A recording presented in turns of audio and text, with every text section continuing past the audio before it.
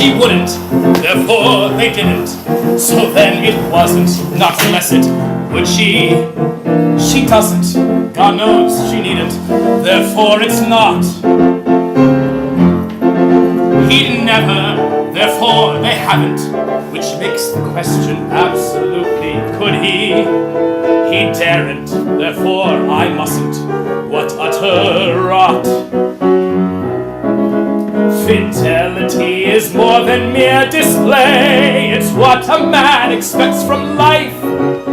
Fidelity like mine to Desiree, and Charlotte, my devoted wife. How was Miss Desiree felt in good health, I trust? Charlotte had exactly 5 hours. 5 hours. Last time it was 4. I'm gaining ground. She had a visitor, a lawyer, in a nightshirt. Now that I find interesting. What did you do? Threw him out. In a nightshirt? In my nightshirt. What sort of lawyer? Corporation, maritime, criminal, testamentory? Didn't your sister's little school friend Anne Swarenson marry a Frederick Eggerman? She did. Frederick Eggerman. The papers! He mentioned papers. Some legal papers which I didn't see there. Where were they? The goddamn papers she had to sign. What nonsense! He brought her papers. They were important, so she had to be there. I'll kill him. Why should I bother? The woman's mine. Besides, no matter what one might infer, one must have faith to some degree. The least that I can do is trust in her, the way that Charlotte trusts in me. What are you planning to do today? After the 5 hours? Right now. I need a little sleep. Oh, well then my plans will have to be changed. What shall I do? I know. Nothing. Why don't you pay a visit to Marta's little school friend? Aha! She probably has no idea what her husband's been up to. And I could enlighten her? Poor Carl Magnus, are you really that jealous?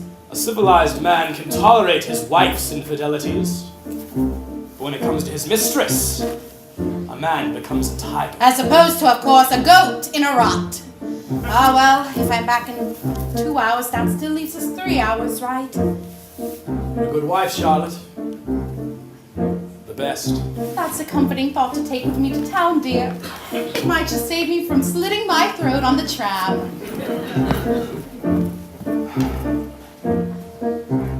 Capable, pliable women.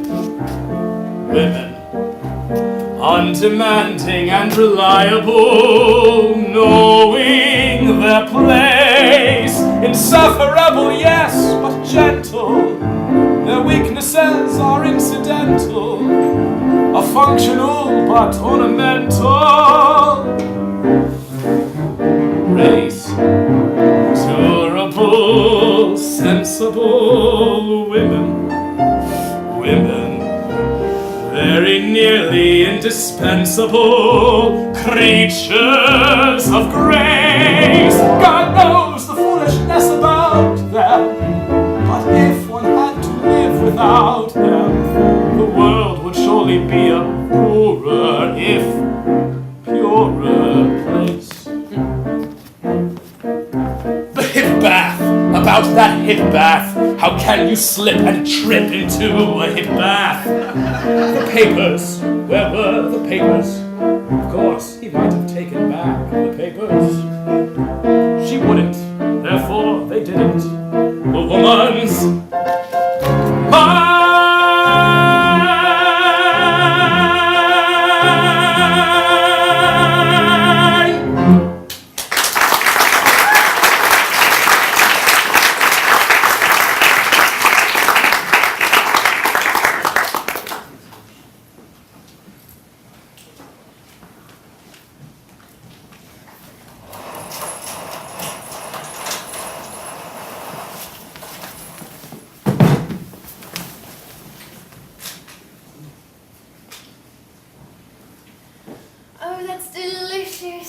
I could purr.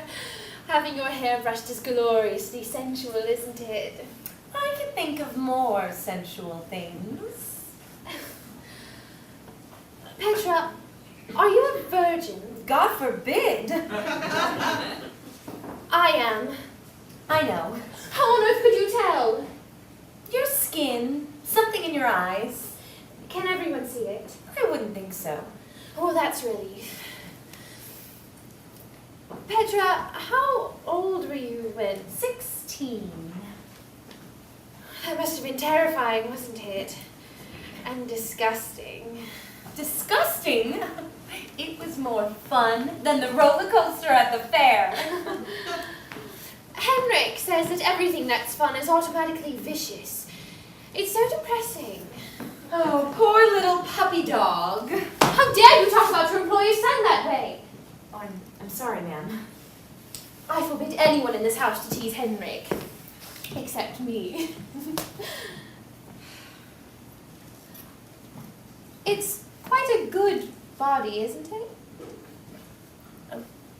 No problem there. Well, is it as good as yours? Let me see.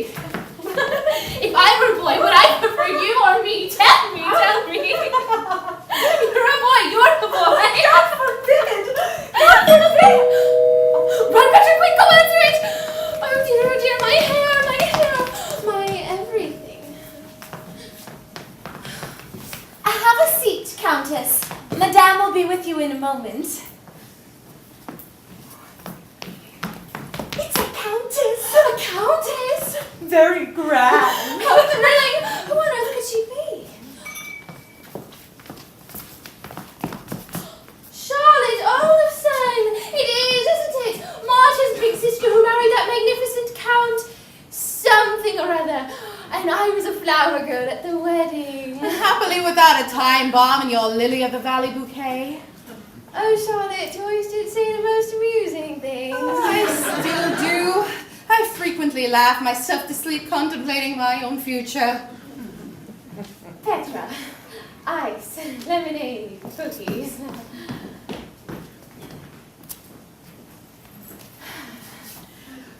Well, dear, how are you and how's your marriage working out?